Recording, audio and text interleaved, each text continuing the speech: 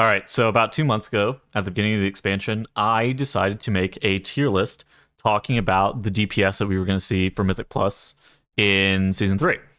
And I categorized these as always brought, second/third DPS option, underdog specializations, playable, good luck in pugs, and play with your friends. And I think now, since we've actually kind of seen the meta progress over time, and we actually kind of see how the specializations are playing out, we can kind of take a look back at how the tier list did. Like, was I right with my predictions about where I thought that some of the specs were going to land? Was I maybe a little bit off in my analysis on some of the stuff that I saw? Because functionally, a lot of the data that I was going off of was PTR data based off of my own experiences with those specs and keys. And sometimes you kind of miss the mark, but we can kind of take a look and see kind of how we did. And so this was the tier list that we had made where, again, and this was before any class tuning happened, where we had augmentation and Havoc Demon Hunter and always brought. We had a secondary category, which was like second/third DPS option, which was basically stating that Aug and Havoc were permanently going to be in the meta. And then the second, third DPS options that I had ranked here were Fire, Frost, Enhance, Balance, and Outlaw Rogue. And then beyond that, it was underdog specs. These are specs that, could fill in a third DPS slot option, but weren't necessarily going to be that great. And then, we had everything kind of else.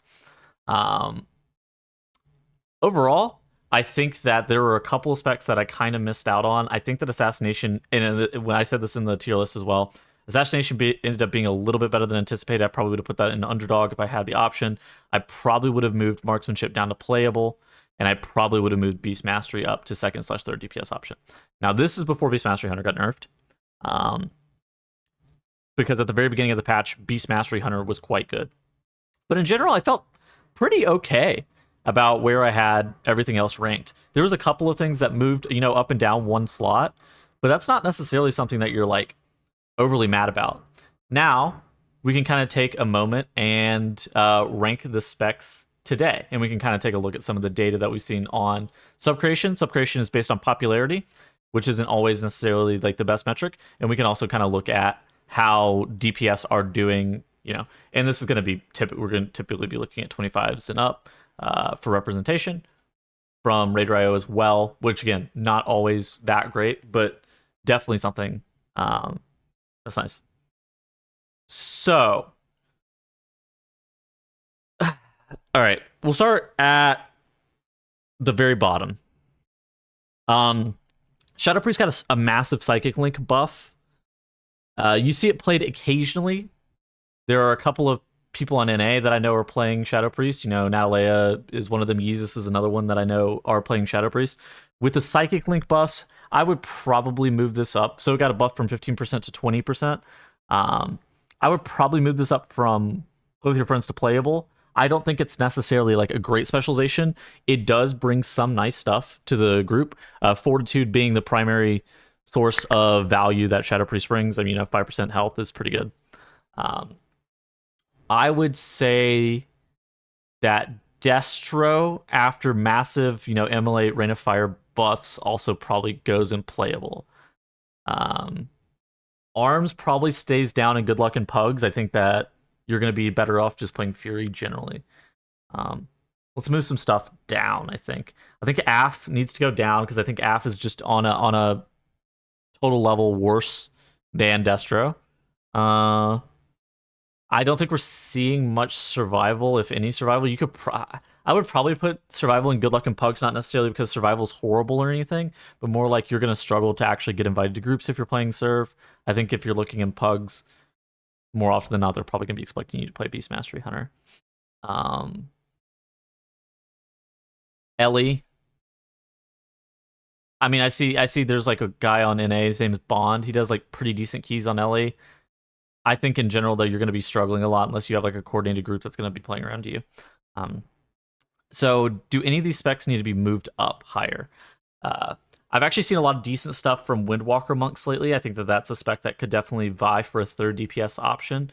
I'm half tempted to move Arcane Mage up. It's like really close. So before the Fire and Frost buffs, I think I would maybe put Arcane in the underdog spec while leaving Fire and Frost in the second/third DPS option. But I think I'm probably just going to leave Arcane in playable. Arcane kind of struggles with the same stuff that we talked about whenever we were first looking at the tier list, where it's just like it can do the same damage as fire and frost, but the way it does damage is going to make it like suffer a little bit. On top of that, fire has a cheat death, and the way that fire does damage with their full priority damage with like ignite cleave makes it really, really solid. Underdog specs, demo goes up. Sub is good in some situations. Sub is better than outlaw at like really high target count situations. You're seeing people play sub for the first 10 minutes of Everbloom and then zoning out and playing outlaw for the remainder of the key. I think sub is probably in the underdog spec. Unholy DK, we've seen some Unholy Death Knight play from Mirez, I think, after he's gotten his legendary. Unholy DK looks okay. Looks like the best Death Knight spec. Very tanky. I don't think it's going to be very popular, but I think it's like a solid third DPS option. I think Ret Paladin probably fits this category as well. You see some Fury Warrior play. Sin Rogue, I think Sin Rogue's probably still in the underdog spec. I think this is a very great patch for Rogue, just generally. All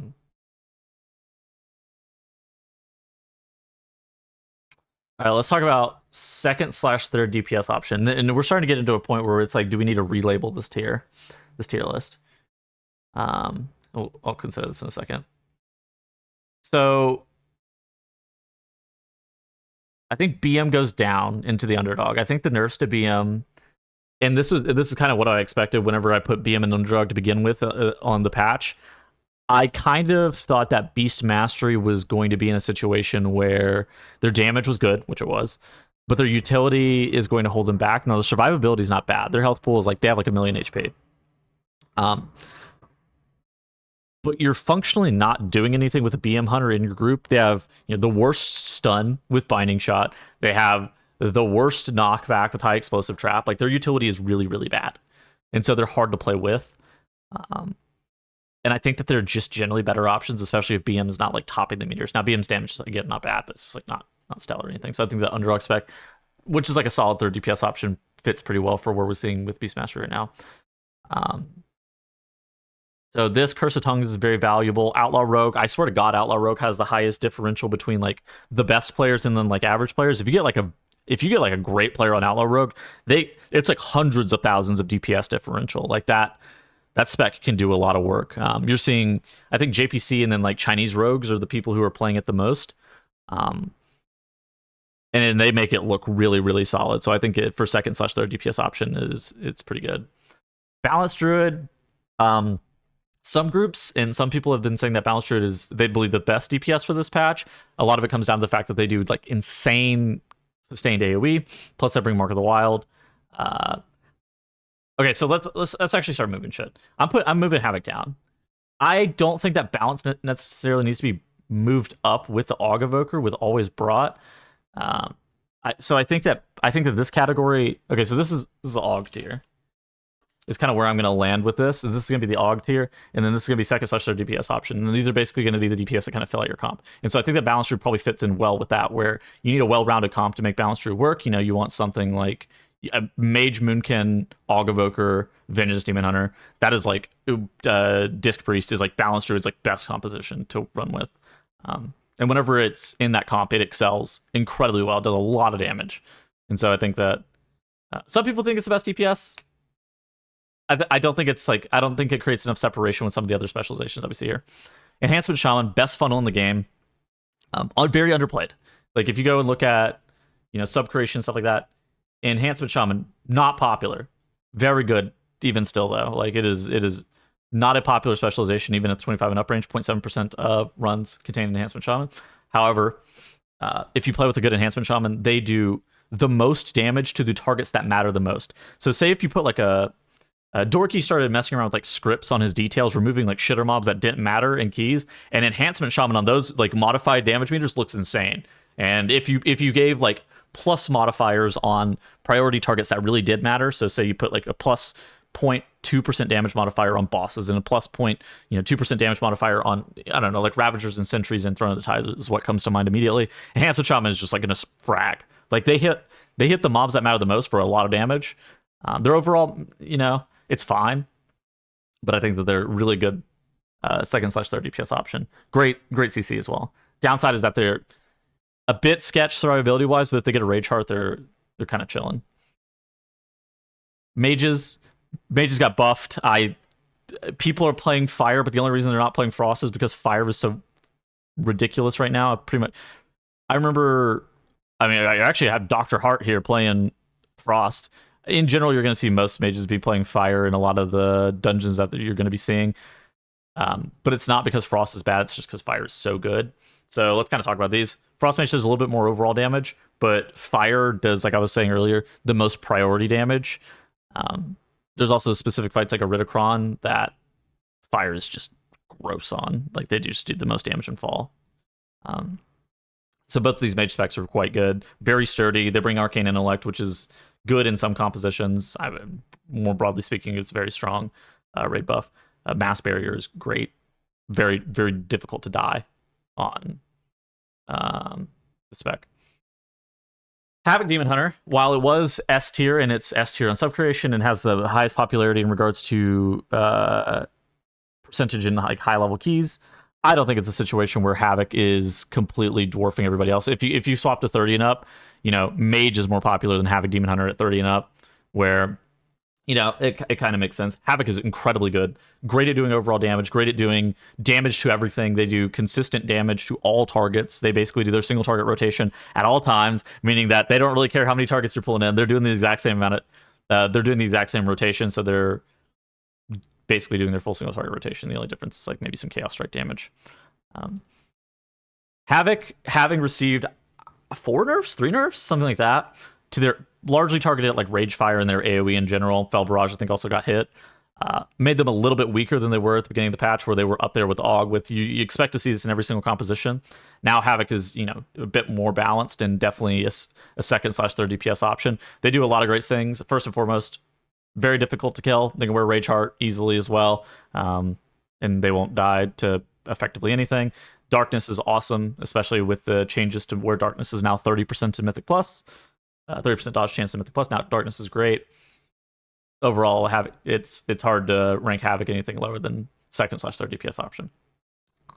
Now AUG tier. It's maybe a bit controversial because there were some groups, basically this nerf group, that was running without an AUG for a little bit. But in general, you've seen most groups actually play with an AUG Evoker. Here's another one that's playing without an AUG. But more often than not, you're seeing AUG be the most popular DPS. And if you swap to 30 and up, it's 31% of groups have an AUG Evoker. Not very popular until you start to get to the highest level of keys, which is why it's kind of hard to tier. But I think that, with context of like, I'm ranking this for like what you kind of should be expecting to see at like the highest level, I think AUG it's going to be the most popular DPS. It's the most flexible in regards to bringing in compositions. It's the safety value on not necessarily just your tank, but the remainder of your group is also unmatched. They can be a little bit squishy once you get to that 30-31 range, but it just requires them to like play well with like their Leaf Trinket, make sure that they're rotating defensives well to be able to live. I think that this is kind of where I would rank this right now, where this tier is AUG tier. Expect to see these in like high-end groups most of the time. 2nd/3rd DPS option. Expect these to be the 2nd/3rd options for a lot of keys. Underdog, these are typically pretty good 3rd DPS options in some runs. They can do a lot of stuff. Like a good Rat Paladin with a weapon, a good Unholy Death Knight with a weapon can do a lot of damage, especially if they're well suited for the dungeon that they're in. If they're not in a dungeon that's great for them, they could maybe look a little bit better. Playable, these are fine specializations. I think that Shadow maybe has the most upside in this key, but in this tier, but that's also because Fortitude is so valuable this season. There's so many one-shots, and that's why like defensive value was so heavily emphasized whenever I was talking about a lot of these specs. It's just like defensive value is just the most important thing. And then the Good Luck and Pugs tier, I think that it's like one of the situations where it's like you are going to have a hard time getting into keys as some of these specializations, which I mean maybe even Feral should be dropped down a little bit. I think that I don't know. It's one of those things. It's like it's really hard to get into dungeons with some of these other specializations, just broadly speaking. All right. Overall, though, that's gonna be it. Hope you guys enjoyed. I would say that I did an okay job tiering it. Like this was the final. Oh gosh, this is the final result of where the tier list was last time. I think it's fine. Like I actually think this is pretty close, especially before all the class tuning. I think this is like fairly accurate. There was a couple things that moving up and down one tier, but can't win them all. I did a pretty good job. All right, we'll be back in the next video. Goodbye.